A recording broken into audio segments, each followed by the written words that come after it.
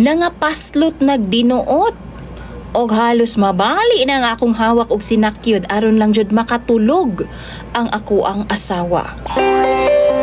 Mayong adlaw kanimo DJ Sam og sa imong mga listeners.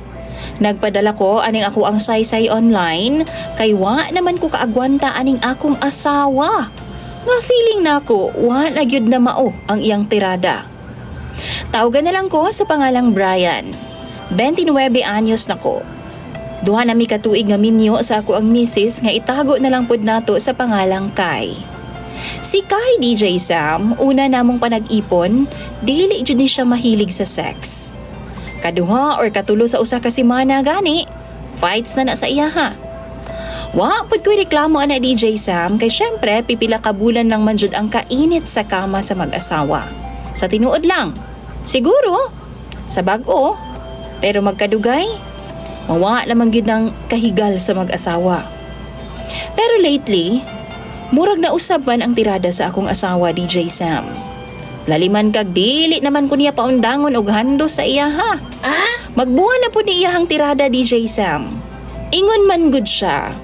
Katol-katol daw ang sud sa iyang private part ug kinahanglan daw niya magsigi og paggamit sa akwa aron nga mawala.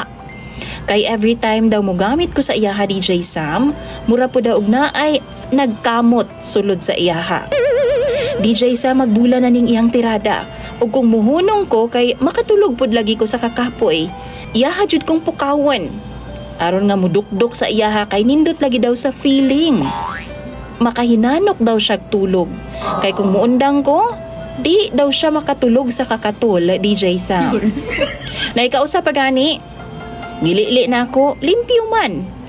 Wa, mampud siya'y kagid nga nakita na ako DJ Sam.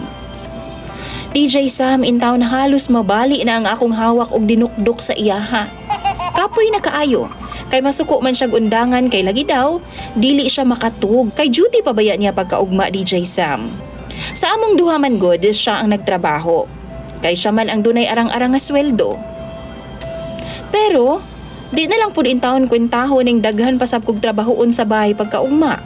Manghinlo, manlaba, ug mag-atiman pagyud sa amo ang 1-year-old nga anak. Mao na DJ Sam ang akong problema karon. Gikapoy na pud baya ko, pero unsaon ko man ni ako ang gikatlan nga misis.